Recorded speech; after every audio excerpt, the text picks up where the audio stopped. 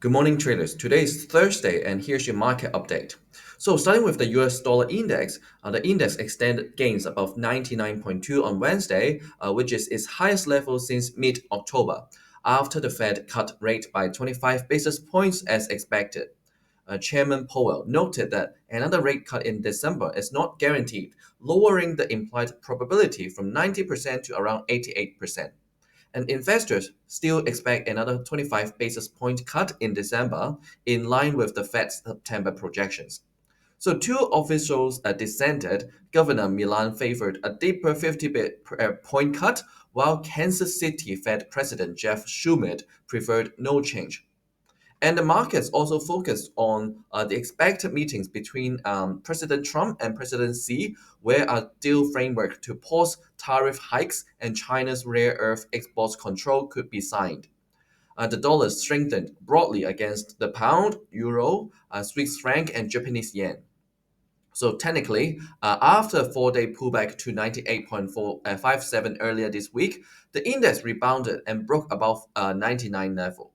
The traders now look at the support at 98.1 and 98 round number.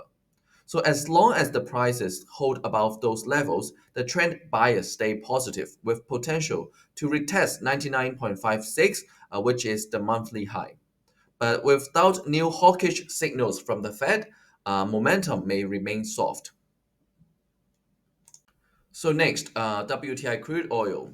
So the US crude traded slightly above $60 per barrel after falling more than 2% on Tuesday. Traders weighed the effect of new US sanctions on Russia's two major oil firms and a possible OPEC production hike in December.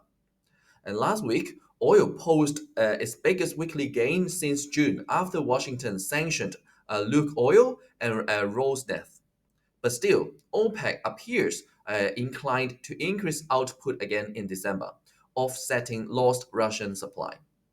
And WTI has faced pressure this week, correcting from last week's 62.38 high to a near one-week low of 59.61.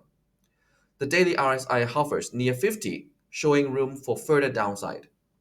An immediate support lies at 59.22 and 59. A break below that could target 57.31.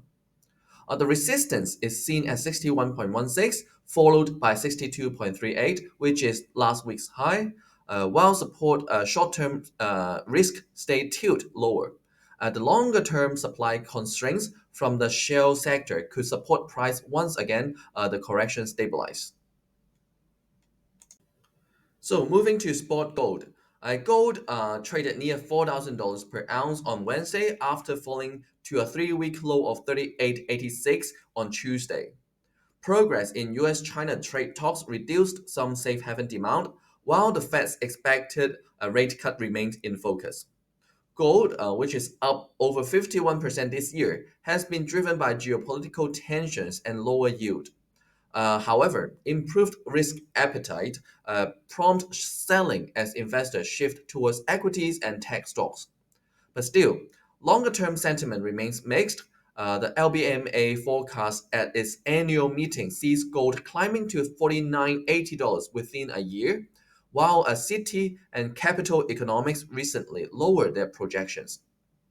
In the short term, gold may continue to consolidate under pressure with support at 3,900 and 3886, then 3842. A break below that could test 3,800. And on the upside, resistance is near 4,000 and 4074. If the Fed easing cycle deepens or geopolitical risks return, gold could quickly regain the bullish momentum. And last but not least, the Australian dollar. The Aussie dollar edged up to around 66.07 on Wednesday, which is its highest in 3 weeks, after stronger than expected inflation data reduced bets on near-term RBA rate cut. Australia's September CPI rose 3.5% year on year, up from 3% in August and above the expected 3.1%. The core inflation also accelerated, reinforcing the persistent price pressures and cutting the odds of an RBA rate cut next year to join to just 15%. And technically, Australian dollar has broken above its descending channel and now trades above both the 5-day and 50-day SMA, signaling improving momentum. A resistance is seen around 66 and 66.07. A breakout could target 66.60 and 67 cents, and support lies at 65.58 and 65.53. A break below that would shift the momentum back towards 65 cents. So that's all for today's morning review. Watch for the US GDP data, Thursday BOJ decision, and Friday's non-farm payrolls because these are all the potential volatility drivers this week. And trade safe. I will see you in the next update.